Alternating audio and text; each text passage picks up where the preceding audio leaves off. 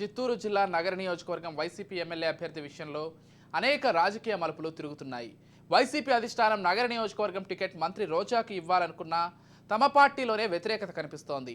అధిష్టానం నిర్వహించిన సర్వేలో రోజాకు గెలుపు లేదని గుర్తించింది. రోజాకు నగరి టికెట్ ఇచ్చే యోచనలో అధిష్టానం లేనట్లు కనిపిస్తోంది.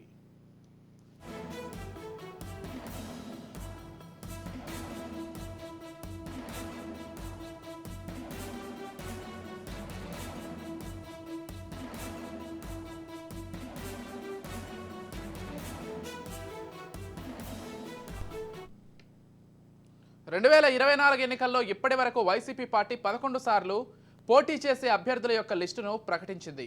అందులో ఎక్కడా నగరి అభ్యర్థి పేరు లేకపోవడంతో నగరిలోని వైసీపీ కార్యకర్తలకు ఎమ్మెల్యే అభ్యర్థి రోజా నిరుత్సాహంగా ఉన్నట్లు సమాచారం. నగరి నియోజకవర్గ వైసీపీ అభ్యర్థిగా గాలి జగదీష్ పేరు పరిశీలనలో ఉన్నట్లు తెలుస్తోంది. గాలి జగదీష్ అభ్యర్థిత్వం పట్ల వైసీపీ నేతలు కూడా సానుకూలంగా స్పందిస్తున్నట్లు సమాచారం. మంత్రి రోజాకు నగరి నియోజకవర్గంలో గట్టి అసంతృప్తిని ఎదుర్కొంటున్నారు.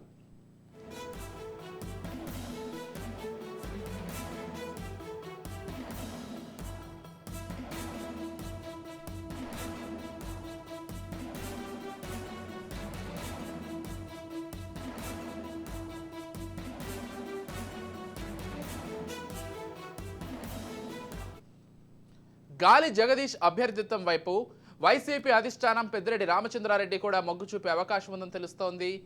ఈ విషయంపై మంత్రి రోజా కూడా స్పందించారు.